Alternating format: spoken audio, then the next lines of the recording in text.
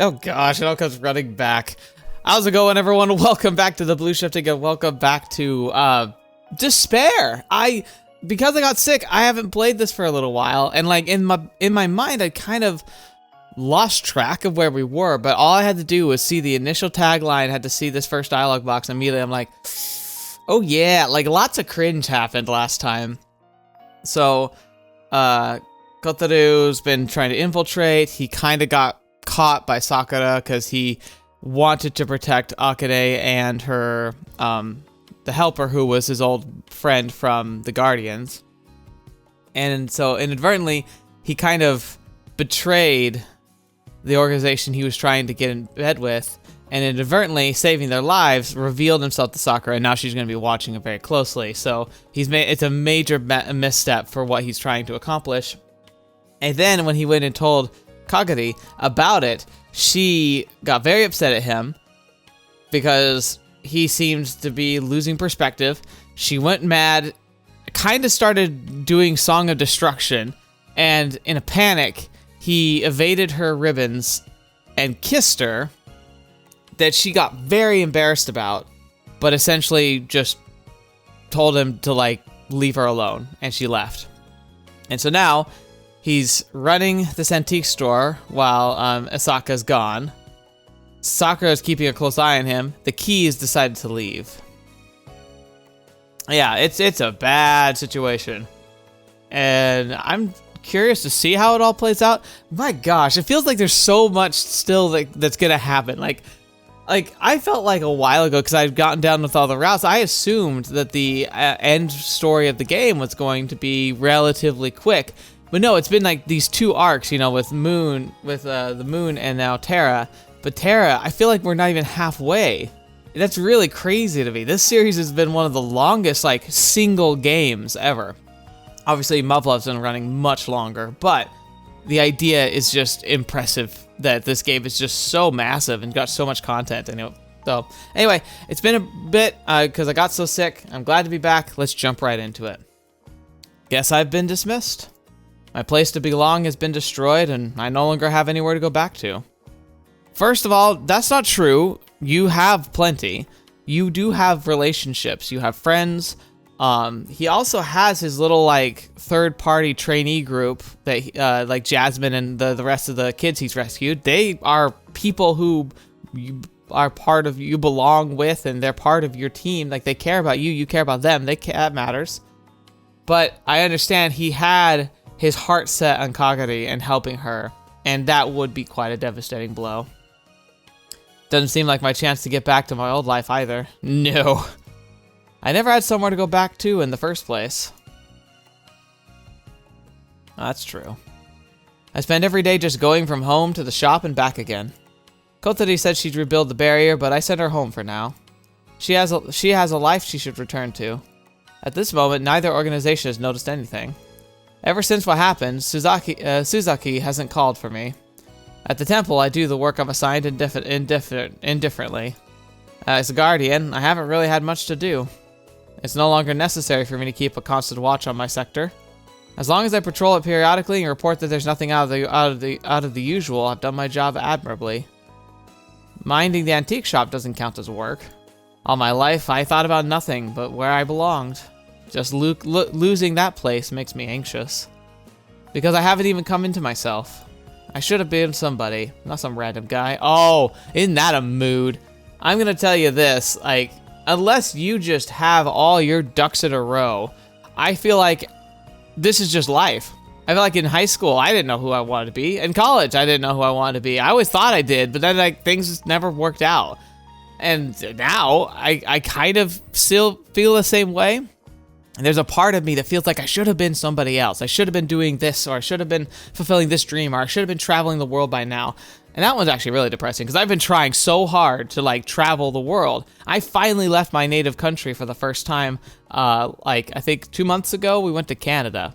It was a one-night stay, so, like, it feels like it barely counts, but I got to do it finally. It's like a bucket list item, and it's such a basic one that should be easy to fulfill, but yeah, it's taken that long. And I still want to travel, but it's like, it's those examples of things like, I feel like it's really easy to look at your goals that you thought you wanted or you still have that haven't been fulfilled yet and kind of get depressed about it. But I feel like now, having had a little bit of experience under my belt, not a ton, but some, I think I've found that the journey you go on tends to be a really surprisingly fulfilling one, even if it has no resemblance to what you thought you wanted. Some people do get what they wanted, and I imagine they also get disappointed by their path in life or what the reality of what they thought they wanted actually turned out to be. But a lot of times, you're like it feels like every time I've taken a left turn or what feels like a wrong turn, I've ended up standing somewhere that ended up rather pleasant or at least fulfilling. And so while it's not great, all the bad things that happen in life, oftentimes I feel like there are silver linings to it, I guess, if that makes sense. You can feel lost, and I think that's a valid feeling, but I feel like you also, if you really try and become get a proper perspective, you can find that there's a lot of joy and good things that you found. I mean, look at this channel. This channel was born out of a sense of directionlessness, out of a sense of not knowing what I should do or feeling like I was just kind of pent up and not able to express my love for the stories I was enjoying and not having a means of like being able to go out, being social, doing things because, you know, life had kind of stuck me in a place where I essentially was in a box. And then I found this outlet, and it's become one of the best joys of my life, and I never would have imagined that I would be having this much fun making content on YouTube.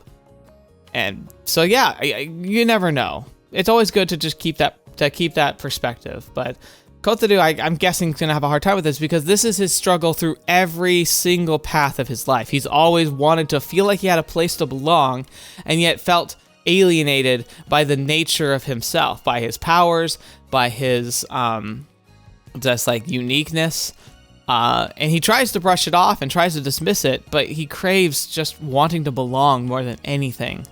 So it's going to be a struggle for him. I should have become the person I really am. So what is it then? So many different faces swim up in my mind's eye.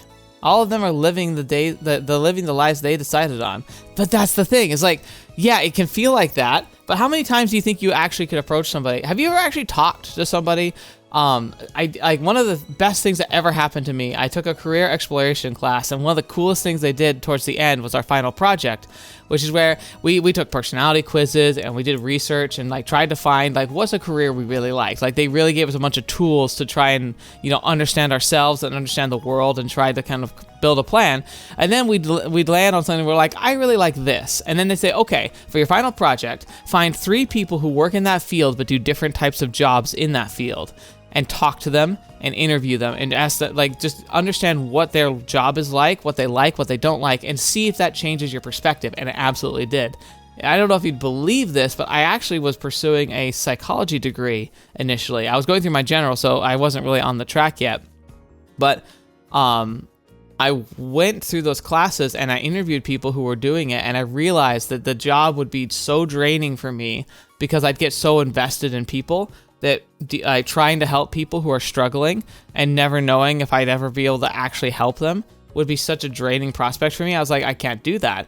And then I also got inspired by another professor who kind of pointed out that I was limiting myself because I didn't think I was smart enough to pursue my real interest, which was science.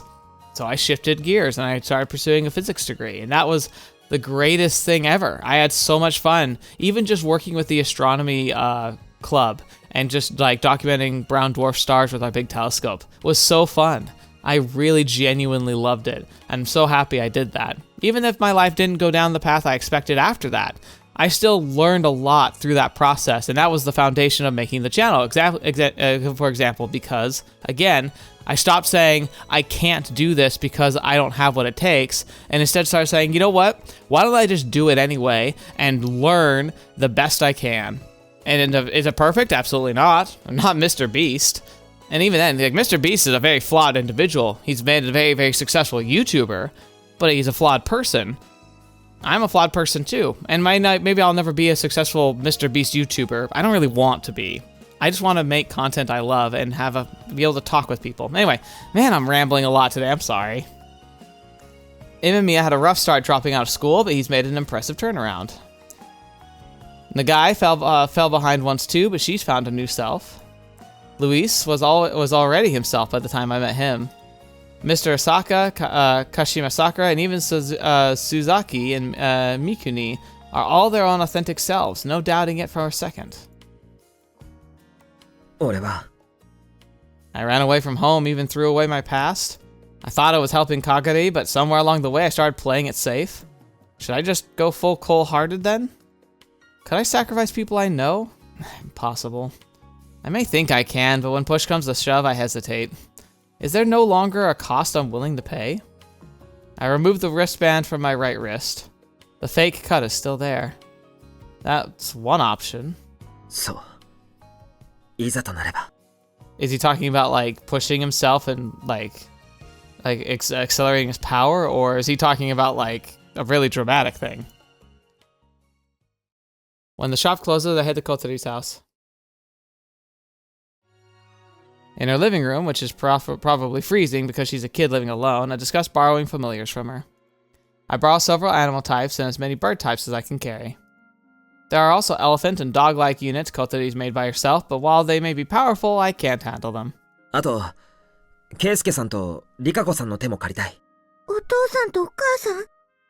Yeah, what is his plan here? What's he doing? Normally the two of them are stored in the bedroom. Naturally, I can't make a contract with them. That's why I asked Kotaru to control them.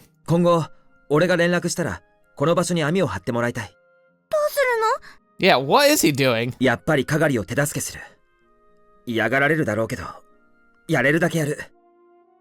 Okay. Aww, Kotaru.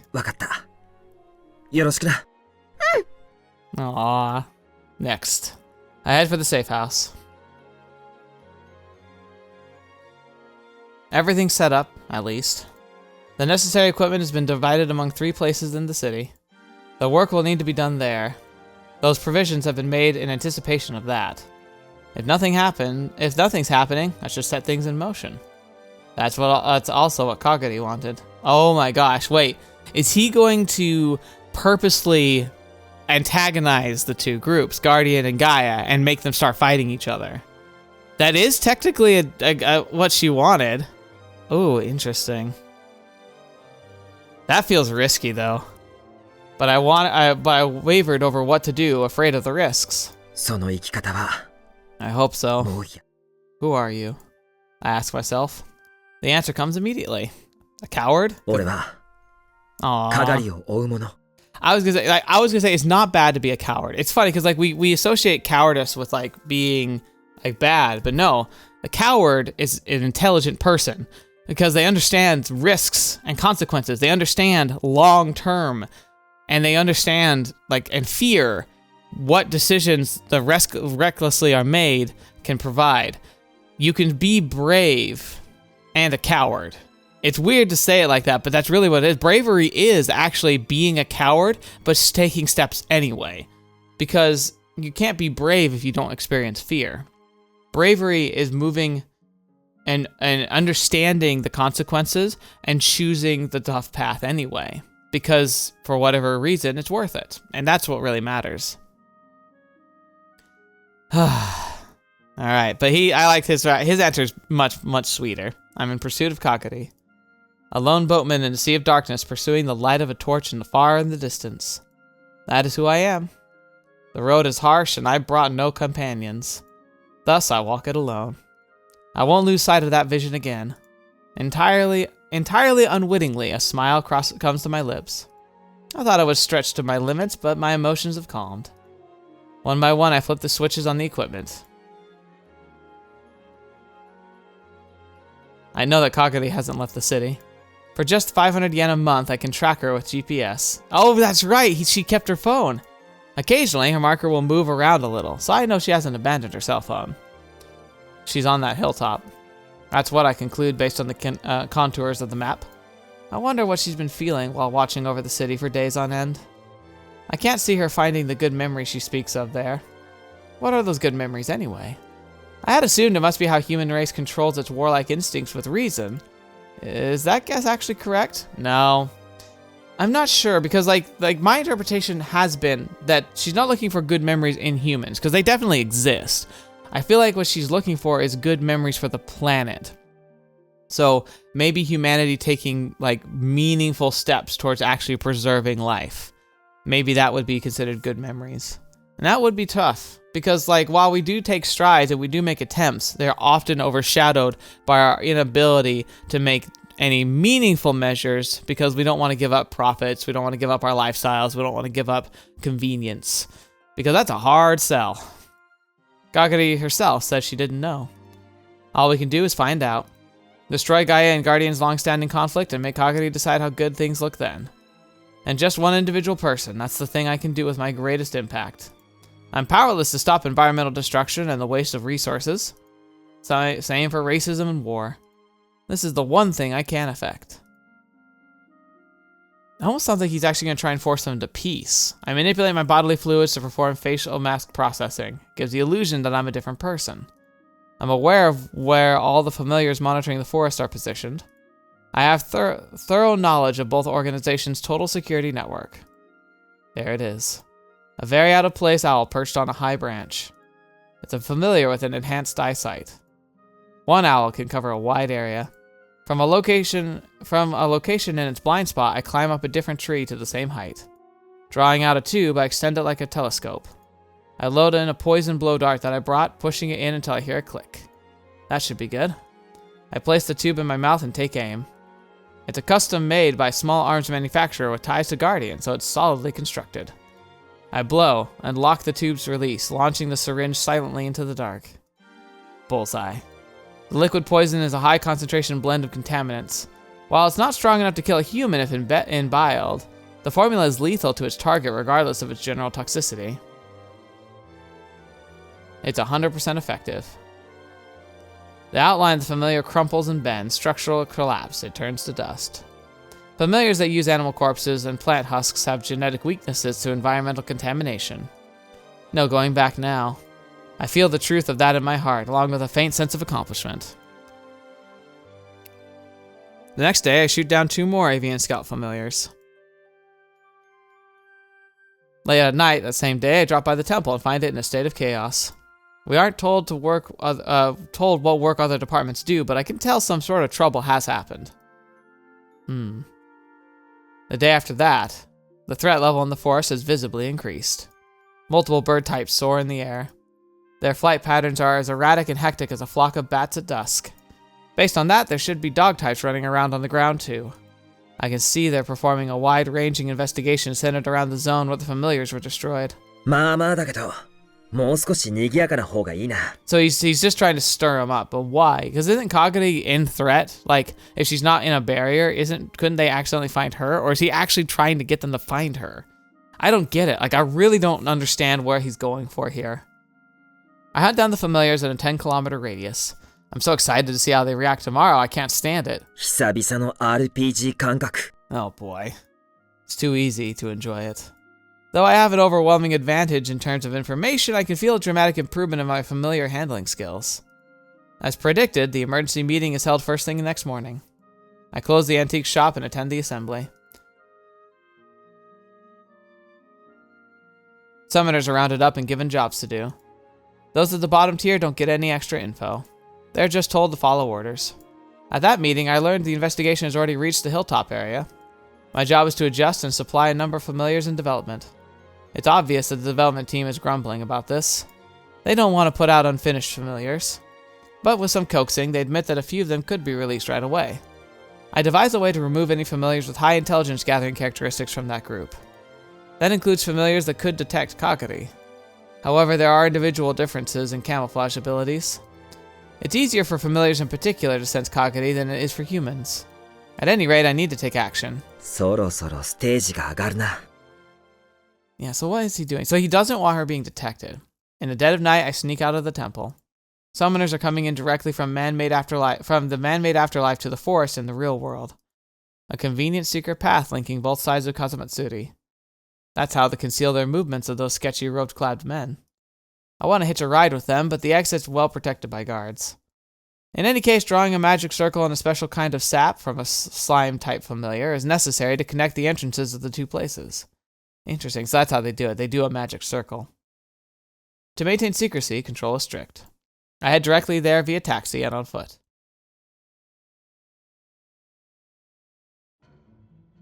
Avoiding the other summoners, I locate a patrol group in charge of the hilltop area. It's a 4-person group, preceded by 4 familiars. When going up against other summoners, the likelihood of them fighting Kagari is actually quite high. If a familiar alone detects her, but their summoner doesn't see her, they will still notice a sense that something is off. On the other hand, varying levels of abilities in summoners means that one may be able to see her if a familiar doesn't sense her. In other words, if either the familiar or the summoner can see through her camouflage, we're finished. 発見率にして 20% ってところか。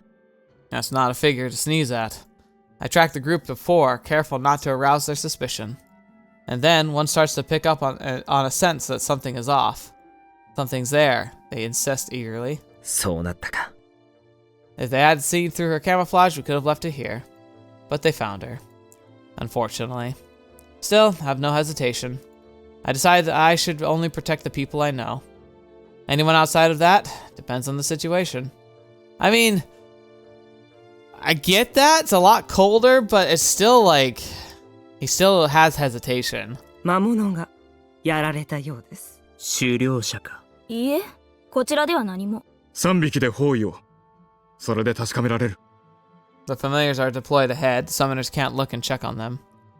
I close in on the summoner's vulnerable back flank.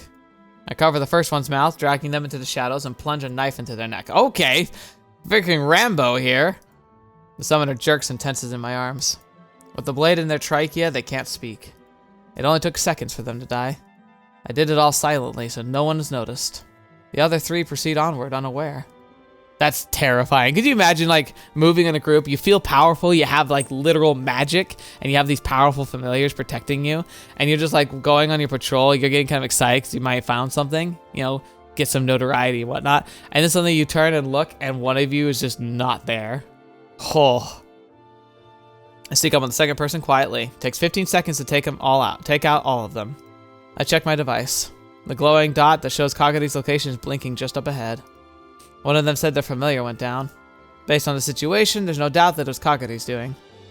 That was probably her first fight against an enemy from the organization. She must be anxious. That's how sensitive of a stage her mental development is in. でも、今は会えない。 I need her to keep acting as a decoy for just a little while longer. It's a cruel act. But because we're the ones involved, we're the ones who have to take the highest risks. 安心しろよ、かがり。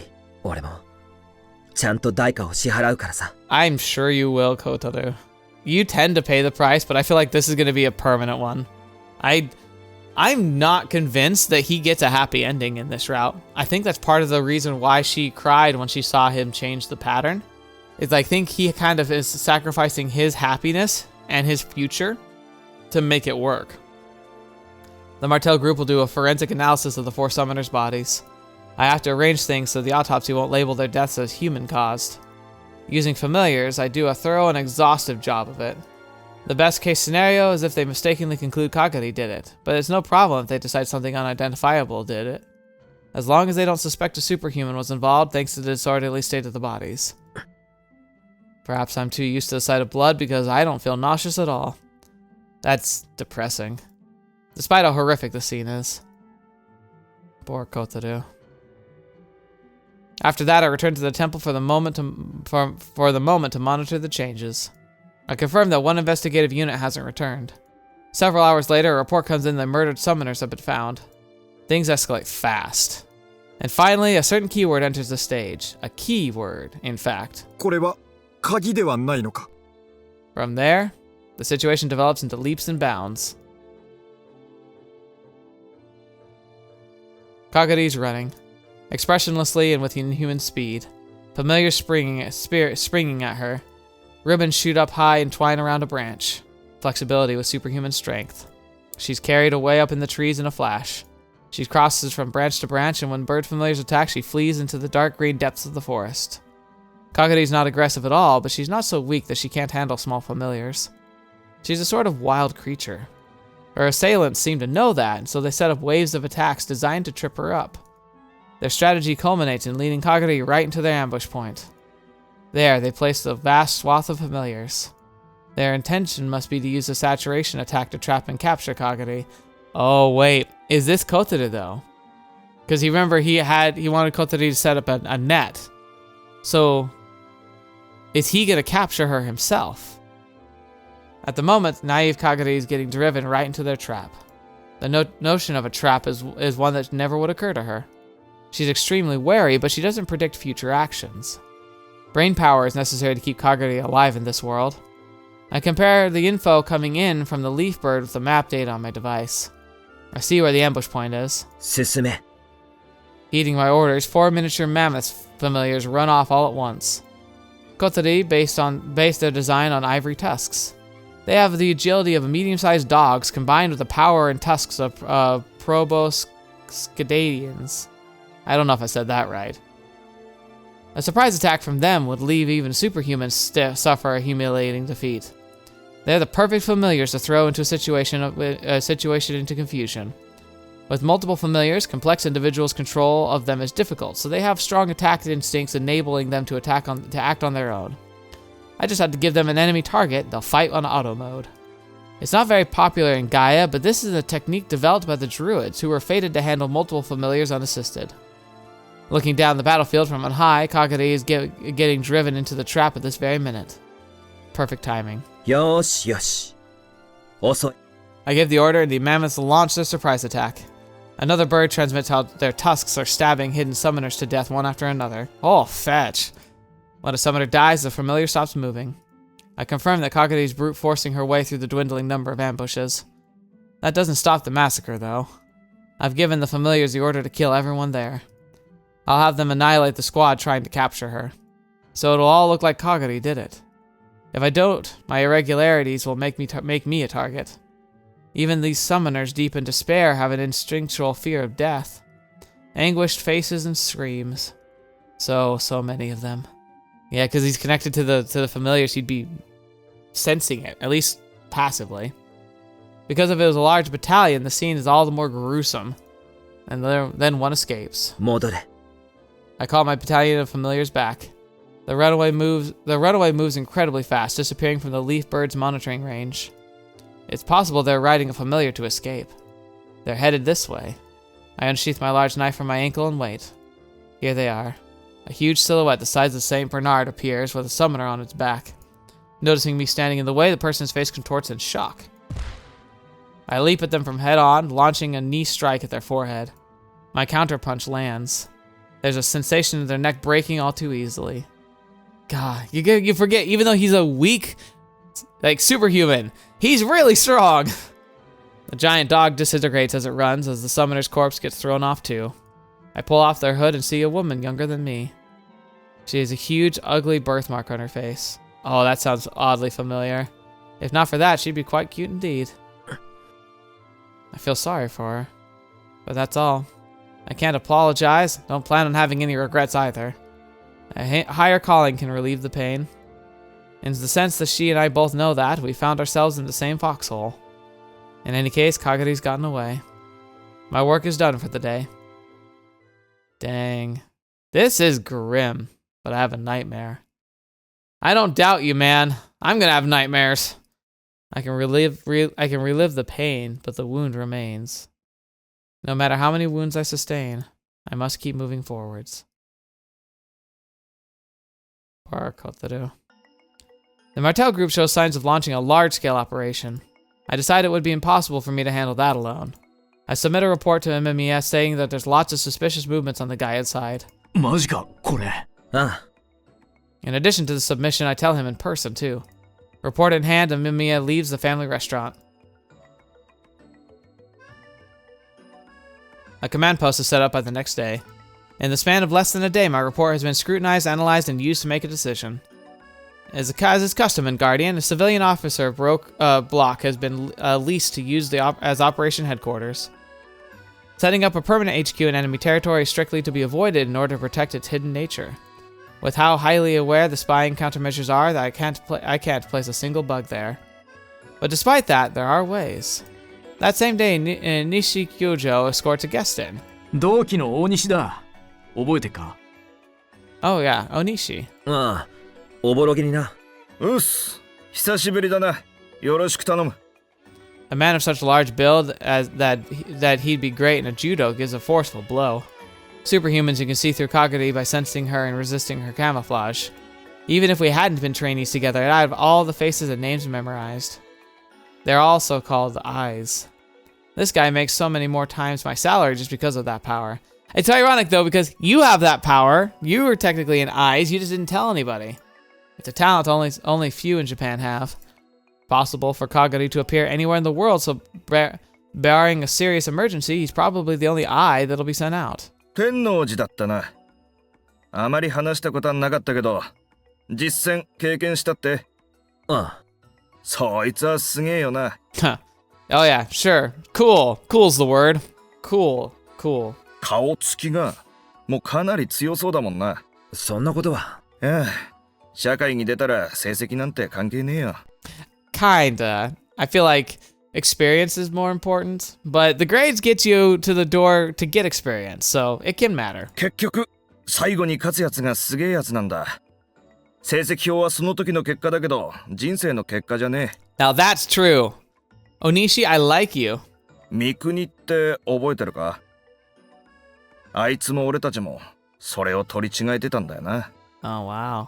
Man, this is really a big turnaround. いい印象与えてねえはずだけど、二人とも俺のことを江坂さんに推薦してくれたんだって。いや、目はいるっしょ。そうだな。ガキじゃあるまいし、昔のことなんて根に持ってない。ありがてえ。でかい作戦に呼んでくれて感謝する。俺に本当の実践を教えてくれ。I worry we're gonna have to kill him though. Like, that's gonna suck, because we kind of know him. He gives another super deep bow. よろしく頼む。先輩方。I decide not to discuss any personal topics with this guy. That's because I won't be able to kill him if I come to like him. Yeah, look at that. Oh, man. It's like in order to protect the mission, he has to sever connections because he can't bring himself to kill people he likes. Which is really creepy in a way if you think about it. It's like an anti-Batman. But like, you also can't blame him because he's trying to save the world. But like, it feels so wrong. If you just isolated all the stuff about the key, all the stuff about the history and the different like paths that we explored leading up to this point, and you started somebody around this and showed Kotarou doing all these actions, like they would immediately be like, why is this guy like the worst? That's such an interesting way to make like a character who's doing very like terrifying things, but because we understand his motivation, we can't help but be on his side. It's almost like I'm trying to think, like one of the good examples would be Snape from Harry Potter. Like, it's just a relatable one. It's not like they're fantastic. Like, they're not the most amazing books, but they were great when we were young. And the concept for me of a character that was so just likable, who like in a pinch was coming through and helping the main character and saving his life, or like, you know, kind of doing what he could to help him, but still also just being so awful to him at the same time, to be revealed at the end to be one of like the most important double agents. It's kind of like the Kotarou. Like, it's like we learning, like if we read a book about Snape, that's kind of what Kotarou is. He's like doing very terrible things right now, but in the name of something like a greater good. Alright, at present it's the Suzaki faction making moves. I assume the Kashima's faction is waiting watchfully for the key to appear. But today a huge influx of women have come to the temple under the pretext of a retreat. The choir. I've heard they're an association that sings and performs ancient folk songs at ceremonies like the Harvest Festival. Even from a distance, I can tell just how intimidating these women are. I would bet there's not a single one of these ladies with any love for the world. They believe the greatest sin for life is for life to even exist. All of them have that look in their eyes. They're a much more mysterious opponent than Suzaki. マジでやばくなるな。 Yeah. Oh, yeah. No. Dicey is the word of the day here. I realize there's only a few weeks until the Harvest Festival. So we're really kicking it in the hornet's nest. That same day at 6 p.m., an initial investigation unit enters the forest. That Onishi guy has been placed in the freight fieldwork unit. I learned that from the new model of bug I planted in Imamiya's laptop. This brand new type of device placed on the monitor side records key tapping sounds and voices. Regulated to standby personnel, I'm hiking through the mountains at a rank and file summoner at this very moment. I'm being made to participate in a mountain hunt to locate the key. And thorough search operations have been launched. Gaian forces spread out in a fan-shaped search arc. In contrast, Guardian is forcing through scouting parties from the side. The summoner's flesh and blood flanks are exposed to the superhumans, while their familiars are deployed up ahead. They're leaving themselves this vulnerable because they don't know where the enemy is positioned. They assume they're not taking enough action for Guardian to catch a whiff of them. And the search team mobilized quickly out of impatience. There are very, very few combat familiars. 所詮はガーディアンの圧勝になる。 Yeah, that's rough. I'm gonna mold reality to the script I've written. To that end, I use contract lines to awaken the 4 familiars I've been keeping on standby in the area. What is he gonna do this time? It's all too easy to make such an inexperienced battalion lose cohesion. With this sudden attack by familiars, one of Guardian's initial investigation unit panics. Of course, it's not on Imamiya's orders that they track the familiars who had retreated to take revenge on the summoners who are positioned beyond them. It's an on-site judgment. For Gaia, this is their first inkling of Guardian's presence. Widespread chaos breaks out. The search party is made up of personnel not originally trained for battle. Although they far outnumber the superhumans, their combat skills are woefully lacking. Their inevitable counterattacks are crude and artless. Sporadic counterattacks using familiars. Those only spur Guardian all the more. The hunter's instincts for slaughter are now bared before this group of prey, much like a flock of baby fawns. After the screams of summoners hunted down one by one one another die out, the forest falls silent. Reorganizing a battle formation is a sophisticated technique. It can't be expected to be a disorderly mob. Although I engineered the situation myself, I feel a sort of impatience. Push the familiars towards the superhumans and use them as a shield to retreat. That's the most basic theory. In real combat, people often don't do what they know they should. Instinctively, or not on any sort of orders, the summoners begin to call their familiars back, so the familiars can guard them. There's no regulation or control of any kind. You could say the same for the other side too, but... 待て、勝手に魔物を。でもこのままでは襲われてしまいます。何？いや、しかも上の連絡を待ってからでなければ、そんな勝手なことは。I respond matter-of-factly to this middle-aged man who doesn't even realize that he's revealing himself to be a textbook don't rock the boat type. とても調査ができる状況じゃないです。ここで防御に徹し、偵察を出すというのはどうです。状況を把握しないと、後で報告もできませんよ。ああ、それは確かに。なら、君が言ってくれるか。はい。While they focus on defending themselves, chaos continues to reign. よし、魔物を呼び戻すことを許可する。各自自衛を行ってくれ。他の班にも連絡を。行ってまいります。Perfect. They're like putty in his hands. He knows exactly what to do. Oh, Kotarou, he's pretty cool. I leave my group. From here on, I'm acting alone. I have no plans to return to my team today. Even if my entire team doesn't get wiped out, I can just say the Guardian cut me off and I couldn't get back. I have something I want to take care of at this point in time. My phone buzzes. It's a call from Kotarou. 察知したか。 Well, she's not going to school. She's got loads of free time, I guess. I can't answer right now. Checking to make sure Kagari's marker is in the safety zone, I stuff the phone back into my belt pouch. I run through the woods. Hopefully she's not coming into the woods. もうだいぶ離れたな。 Instantly, I speed up. Taking a big detour, I circle around to the back of the unit. No matter whom I am facing, I can't let my guard down. 4 big familiars emerge from the shadows and start to run alongside me. I run past a dead body lying on the ground. Some summoner. I reel in my contract lines. I connected the leaf birds camouflaged as leaves. I mean, that makes sense. I connected the leaf birds camouflaged as leaves dispersed among the trees over a wide range. There's no sign of the group that should have been around here. 移動したか。どこだ。 I send the birds up in the air to search for the skies.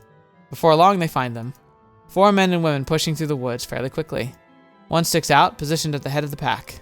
It's Onishi, but they're moving in the wrong direction. They're heading for a completely different location from where Gaia is. Their movements are steady and unswerving. Another call. Repetition is bad, so I climb up in the trees and check. It's from Imamiya. I ignore it. He leaves a voicemail. B37 30分以内合流できないようなら A09 に行って待機 The succinct message is an order from Imamiya. There's a lot of noise in the background, most likely because he's outside and running. B37? That's where they're headed. He called it a rendezvous. 待てよおい。 Uh-oh. Did they actually get a sight of Kagari? Maybe she came out to figure out what was going on? I display Kagari's location on the map again. It's right next to the B37 sector. じゃあ大西はこんな遠距離からカガリを感じ取れるのかよ。 Oh no. In that case, chances are high the mission priorities have shifted hugely after getting a report from Onishi. Eureka, the key's been found. The impending crisis leaves me shaking. Did Imamiya call in reinforcements so he can capture Kagari here and now? From a military common sense point of view, that's an extremely sloppy, careless move. No planning or foresight. Come to think of it, the two people who could stop him, Mr. Asaka and Shimizu, aren't in town. やる。今宮ならやる。 I send a flock of leaf birds north. My surveillance network covering B37 immediately catches small groups moving at top speed. I see the reinforcements. There's 3. Looks like they've rushed here. They plan to meet up with Onishi's group? I have to stop them at any cost. In any case, I can't let Onishi come into contact with Kagari. That's my top priority. It'll be tough, but I'll have to do it. Unfortunately, I'll have to take down several superhumans. Yeah, this is rapidly deteriorating. That's really unfortunate that Onishi can see the sensor from so far away and can, like, give a relatively, like, solid confirmation of it, too. Yeah. I mean, there's definitely options to work with here, and he can blame it on Gaia if he uses the familiars properly. But he's gonna have to make sure that, Onishi gets taken down for, at the very least. Can I do it with the power I have now? Oh, another choice that doesn't actually matter. Rewrite myself. I steady my breathing. Closing my eyes, I focus my mind. I picture a stronger me, a faster me. All the blood in my body simmers and boils. It's hot, hot from the inside out. It becomes unbearable, finally bursting forth from my skin. Blood pools at my feet, then rises up as an aggressive silhouette. 赤い魔物。 All of its immeasurable hedgehogging-like spines are pointed outward threateningly. Whoa, that's... I didn't expect that. I thought he was just gonna, like, push himself, but he's made, like, a blood familiar. Interesting. I wonder if... Have we seen something like that before? I don't think we have. This might be completely unique. The image dissipates. I can feel that something has been irrevocably lost somewhere. Oh. I open my eyes and immediately get hit with a wave of vertigo. As usual, I've lost my senses right after rewriting. My stomach's churning. I throw up once and feel a little better. It's awful. I can't stop and recover slowly. I start moving. I feel strange, but my body's markedly lighter than before. これなら追いつける。 There's 3 points of light moving in the woods. That's what I see when I visualize the bird's data. The lights are Onishi's group, the reinforcements, and me. Two of the lights are moving at almost the same speed. Because of that, I'm much closer to the reinforcements than I am to Onishi's team ahead. このままじゃ先に増援と接触しちまう。 Plus, they're considerably further ahead, sandwiched between us. I'm at the tail end with no time to stop and fight them. Deep down, I'm filled with bitterness. I did everything I possibly could, and this is what happened. 増援は俺には気づいていない。速やかに殺さなければ。 This time, I won't be up against some amateurs. It won't go like when I fought the summoners. I decide the familiars will take down 2, and I'll take down 1. The target is the one in the rear. Suddenly, I get a hunch that something is flying at a high speed from up ahead. Uh-oh. Is it Nishikujo? Oh no. I throw myself to one side. A lance or spear or something whizzes right past my ear. 気づかれた。 Despite how far-reaching the throw was, the reinforcement speed is hardly slowed. They pulled that off while they were running. あれは狩猟系だな。 The ultimate in spear throwing, a broad interpretation of hunter's arts. I pursue them, using tree trunks as shields as much as I can. With almost no warning, a flying object pierces through the trunk and hits my shoulder. The trunk dampens the impact, so I'm not hurt. なんだこりゃ。ただの枝切れじゃねえか。 It's just tore off branch as they were running and through it. The gap between me and reinforcement slowly widens. なら。 Uh-huh. I jump into the trees. I move like a ninja, swinging from branch to branch in short bursts. As I'm making one big leap through the air, a branch tied in a U-shape using cord or something slashes down and diagonally, knocking me down mid-flight. Man, this person's clever, whoever they are. I pass out after falling from so high as expected. I sort myself out, but it takes close to 10 seconds. What hit me was a well-bent tree branch. The vibrations from my huge leap set off a trap. Judging by how they predicted my movements perfectly and their skill with such an erratic, eccentric abilities. 投擲が得意なタイプじゃない。こいつは罠師だ。 Projectile weapons aren't the only things hunters hold a monopoly on. A superhuman hunter well-versed in snares is a booby trap expert. They can use their power of observation to take one look at any given environment, instantly determine where the traps are and where the traps could be sent. They're also skilled at setting traps in a short period of time. While moving, they must have instantly set up and left behind an impromptu trap. It's hard to believe such a thing is humanly possible. Well, it's not humanly possible, it's superhumanly possible. But the traps themselves are all the level that can be whipped up while walking. A hunter could do that. Compartmentalizing my despair, I stand back up. Despite all that, I have to chase them down. 後悔は死んでからすりゃいいんだ。 What a way to say it. I gave myself a pep talk and start running. Just then, I trip over a wire strung horizontally in the grass. An old tree slices diagonally, poking into my brow. If I hadn't immediately thrown out my arms, I'd be dead. Give up on the going this way. I'll have to make a lateral detour to pursue them from the side. My phone's been going off non-stop for a while now. It's probably Kotarou, but I can't talk to her now. I have to hurry to make up for the extra distance I've added with the detour. I'm out of breath, and I'm controlling familiars at the same time, so my exhaustion's off the charts. Gathering the 4 familiars together, I cut off the contract for now. It cuts my combat power dramatically, but the rewrite was pointless otherwise. I start to run again. At some point, the reinforcements have wedged themselves in front of me. きっちり潰す気か。 A clear and definite bloodlust flows over from the other side of the night, as chilly as the cold riverbed. No, I'm the one trying to step into the enemy's sinister trap. A faint glimmer bursts like fireworks far in the distance. Oh. And to take it with my arms crossed, jump to the right, jump to the left, no, drop down. That's what my instinct's telling me to do. It's the right call. Immediately afterwards, something that looks like a rapidly spinning disc flies past, cutting through the trees. With a sheen, it pierces through the tree trunk. It's a knife. Yeah, Nishikyojo is definitely there. Had I dodged at the last second thinking it was a spear, I'd be bleeding out from my corroded artery right about now. あのナイフ、見覚えがあるぞ。 It's him. Oh! Up ahead, it's Imamiya. Oh! Oh, I forgot he does knives. Once I realize that, I feel strangely calm. He makes me remember what I'm determined to do. This is how I sever anything extraneous to my life, bit by bit. I unsheath my machete, designed for clearing mountain trails. As it was natural, I start running in a straight line. Something sharp drops down. I narrowly dodge past it. Something long and thin comes flying at me. I use the machete to fend it off. I jump over the wire or slip past them, closing in. It's close, but my enhanced reflexes exceed my physical speed of Imamiya's traps. Make one wrong move and I'm dead on sight. But I know that's what life itself is. I just have to not make any mistakes. If I don't have enough luck to do that, I can't save Kagari. I'm closing the gap between me and Imamiya. Finally, he starts focusing entirely on running away. Just when I'm about to make contact, something up ahead triggers my sense of danger. I come to a stop as if I slammed on the brakes. One by one, my contract lines with the leaf birds are disconnected. One bird descends to the ground in a tailspin. I catch it in my palm. No external wounds, but it's motionless. It reminds me of a bird that died of shock. Huh. 何が起こった? Yeah. What would do that? What would suddenly sever all the connections? Try getting closer to my threat. The smell of blood fills my nostrils. And it's fresh blood just spilled. A severed foot lying on a pool of blood. Someone from the group of reinforcements. No sign of battle. Make no mistake though, something happened here. I proceed carefully. A gruesome body is laid out before me. It's far past the point of damage. I can't even tell if this is the owner of the foot I just saw. I shoulder my machete, ready to attack at any time.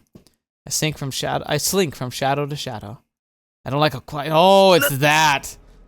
Oh, the Earth Dragon, aka the T-Rex. A gigantic familiar. This is the one that got Mikuni some time ago. ベースはティラノサウルスレックス。年下った魔物。It's so huge it could kill any number of people when summoned. Bodies litter the ground. It looks like it wiped out the reinforcements. Imamiya is leaning against a tree covered in blood like he fought against the enormous familiar. 生きてたか。 I didn't know it could talk! Oh, a rough, throaty voice shakes me to my core. 撮影できてるな。 I have the ultra-sensitive wearable camera strapped to my chest. It's a military grade, so it's operating smoothly. I'll need to pretend to be a reporter from here on out. こたびの死不愉快極まる実況は散歩中であるがゆえその方ら格別の慈悲をもって見逃す Oh, that's terrifying. The thing's talking. 次からは私事のさらかには襲い来るでないぞ The familiar leaves and steps incredibly light for such a huge creature. まるで自らの意志で話していたみたいだったな。 It couldn't have been though, right? It felt too strange for it to be a summoner making it speak. There were rumors of ancient familiars possessing intelligence. Once the familiar disappears beyond the trees, Imamiya slips to the ground. 今宮 This is the guy who was just trying to kill me. I keep my machete at the ready. I could kill him now with no resistance. Considering his position, he could be pretty troublesome. We're not even friends. He's not someone I need to protect. It's sad because it's kind of the right decision. Because he's probably going to put together that the person pursuing them had powers. Like, he might be able to draw the connection line.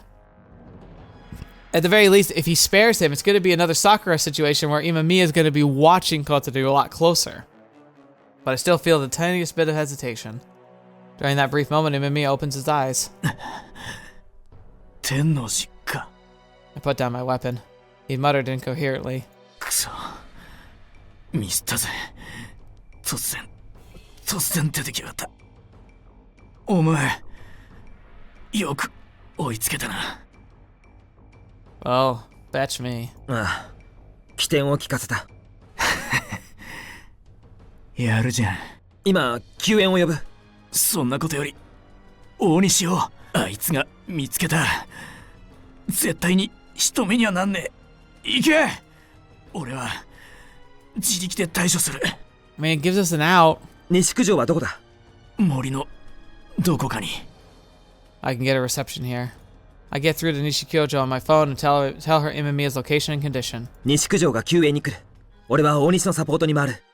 ナイスコールなんとか死なないように頑張ってみろよ。Try to die. I always said that I used to always say that. I stopped because I felt like it was getting annoying, but in high school it was my favorite thing to be like when it's saying say goodbye, I say like, hey, don't die. Oh. Smirking, he closes his eyes. He might just go to sleep and never wake up, which might not be so bad. All humans have the right to die of natural causes. Although that's far for me to say, considering how many I've killed. On the screen, Kagari's displayed position is close. Just up ahead. On my way there, I find 3 bodies, and traces of a fierce battle. The dead look like people from Unishi's unit, but judging from how torn up the area is, it must have fought different familiar from the huge one back there. They didn't fight Kagari either. When she gets serious, her attacks leave a swath of cut down trees and exposed trunks. These broken trees are smashed by waves of overwhelming power. Oh, what's the other one? The big, like, Cthulhu-esque one. What do they call it? Or it could be the air dragon, like the green, like the flying green dragon. I feel like I'm gonna be kicking myself, but because I know the name of the giant squid one. I've heard it. I hear it in other things too. Like it's like I've heard it referenced. It's a name that's commonly used, like for a demon or something. It's gonna bug me. 天王寺か。そうだ。大西だな。I proceed for a little bit, and then he finds me. よく来てくれた。He's bleeding from head to toe. He's using a specialized weapon, an axe, as a cane to help him walk. 魔物使いと交戦中だが手強い。みんなやられた。場所はどこだ。200メートル先、鍵をかばってる。数は3人いるはずだ。魔物は3体。うち1頭は仕留めた。In my head, I calculate the advantages and disadvantages. I should eliminate the Gaians first. だが妙だ。仕留めた1頭はまともな魔物だったが、他の2頭は。Wait a minute. The Earth Dragon. It had an intelligence of its own. We never saw that before. What if that was... Could Kotarou have done that? I doubt it. She never did anything that big before, but what if she did? If she brought back the Earth Dragon, it might maintain its own intelligence, because remember, they just described earlier how a strategy for a druid to manipulate multiple familiars at once was to give them their own kind of like natural autonomy. If the Earth Dragon is being controlled by Gaia, it just kind of seems like it's just a big beast. But perhaps if Kotarou were controlling it, it would have and manifest its intelligence. I wonder, like, what if that's what happened? That would be insane. よくわからんのだ。ちらっとしか見えなかったが、あれは。落ち着け。考えるのは後にして、魔物使いをやろう。攻撃死体が動けるか。I think what this is, I'm guessing that because like it sounds like he said the Gaians are protecting Kotarou, but I think that's not what it is. So he like, let's say, okay, I want to go back here. 3 summoners, 3 familiars. We took 1 down. What if it's fetch? What if it's not 3 summoners? What if it's Kotarou and her parents? Oh my gosh. Okay, let's see how this plays out. But that's like my guess right now. 短時間なら。よし。俺は左手から回り込む。わかった。こっちは右手だな。We split up and move in, on the alert for any signs of life. I realize Onishi's holding a glowing ball of light in his other hand as he goes. That's right, originally he had hunter's senses. I don't know what kind of ability that glowing ball is, but we can't stand out. I use hand signals to indicate that he should use an inconspicuous knife instead, and he obediently puts the ball of light away. Pursuit resumes. My enhanced senses enable me to sniff people out like an animal could. There's 2 familiar-like presences stationed side by side up ahead. The living creature I sense behind them must be their summoner. I head that way. I grip my knife tight. I draw closer as swiftly as I possibly can while avoiding stepping on branches and leaves. The summoner is camped out in a little natural clearing in the trees. I see a silhouette of a person that's much smaller than I thought and very familiar to me. She's sitting cross-legged with her back straight and her eyes closed to concentrate on controlling the familiars. I'm paralyzed with horror. That's when Onishi pops up silently on the other side. Our eyes meet. Onishi's closer. He must have judged that because he takes up his knife and rushes at the figure. At Kotarou. You better stop him, Kotarou! I know this is awful, but you better stop him! I move in too. Realizing attackers have burst in, Kotarou lets out a short scream. He covers her mouth, tosses her to the ground, aims his knife at her throat. I slam myself into Onishi. With a vertical thrust, I shove the knife into his massive chest. His hand drops for the knife. He grabs me by the shoulders. His eyes are open wide, mouth open like he's about to speak. I plunge the knife in deep. It pierces through his rib, his heart, and he falls to his knees. I crouch down to watch Onishi as he dies, the anguish clear on his face. From the very start, I had to kill him. I couldn't let anyone with enhanced sight live, no matter what. For the planet, for Kagari, for myself. No matter how many reasons I think of, I'm unable to come up with any sort of happy justification for my actions. I can only see myself as the villain. He's like the worst kind of villain because it's the villain you cheer for! It's actually the best kind of villain, because it's the truth. In any case, Guardian has now lost its ability to see the key. I hear a wavering voice from behind me. I check my incoming call history. They're all from Kotarou. Where are you? Something's happening in the forest. I'm going into the forest. I find a list of business-like text messages. いつかこういう無茶をするんじゃないかと思ってたよ。だってかがりさんが。お前魔物を連中にけしかけたか？ Kotarou nods. Then it was her familiars that the 2 from Onishi's unit battled. I'm shaking with indescribable rage. It's rage toward myself, as well as rage towards the irrationality of the world. 自分が何をしたか分かってんのか？分かってるけど。分かってねえだろ！ Oh. She shrinks inwardly pitifully. It's not like Kotarou was entirely in the wrong. I tried to stop, but I end up yelling at her again. I don't have good control over my emotions. いや、分かるはずがないよな。当然だ。でも、だから関わるなって俺は言ったんだ。だって、私。No. ここはお前の居場所じゃない。そんなことない。どうしてそんな意地悪ばっかり言うの？意地悪のつもりもない。お前は殺されるところだったんだぞ。主義者だって思われたら子供でも関係ない。あいつら魔物を使える人間を人類を蝕む疫病だって考えてるんだからな。顔も隠さないでこんなところにのこのこ来やがって。そんなの教えてくれればなんとかしたもん。 Her mouth twisted and pout. It looks like she could burst into tears at any minute. お前にこの戦争に関わる義務も義理もないはずだ。親のためだもん。親を生き返らせるためだもん。まだそんなことを言い張るか。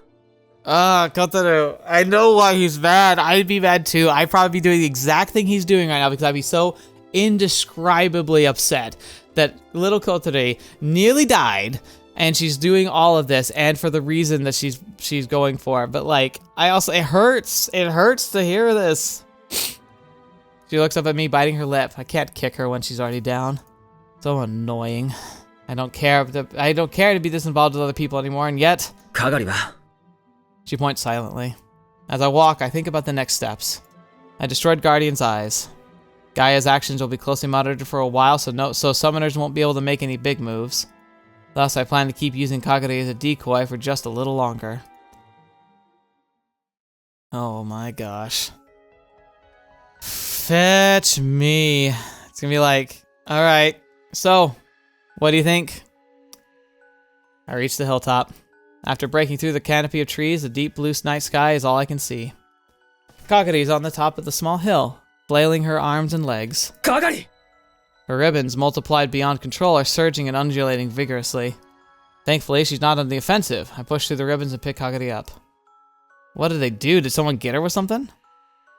I decide to have Mr. and Miss Kanbei, it's hard to call them familiars, transport Kagari. I also have them get Kotaru out of there.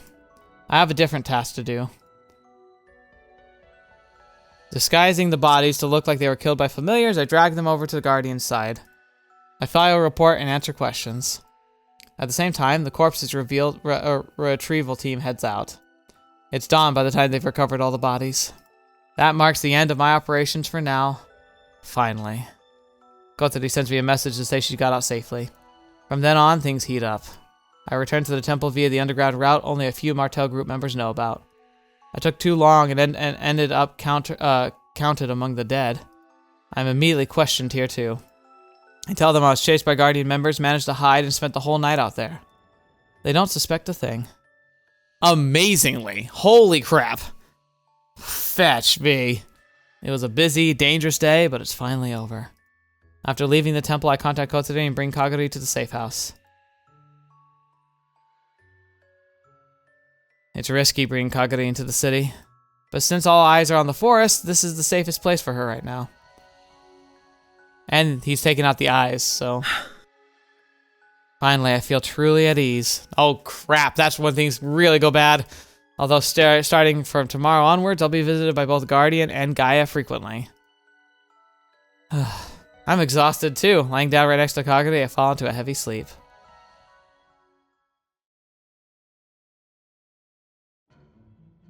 Alright, we're gonna end here.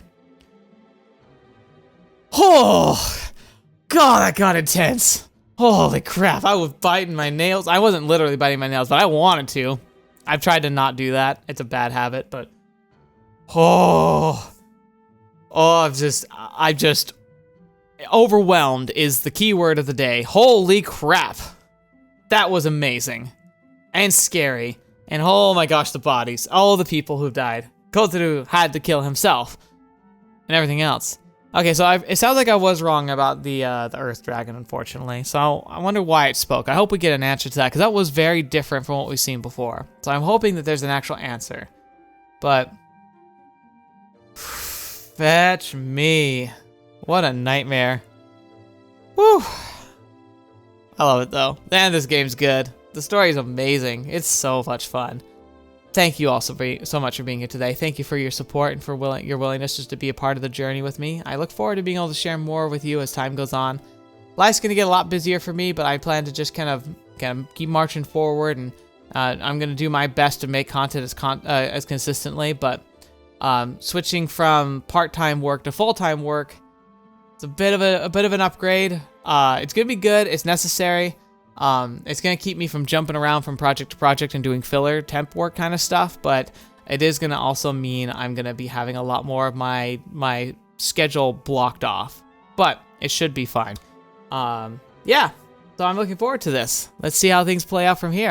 I'm excited to see how the story wraps up and how we find an end to this.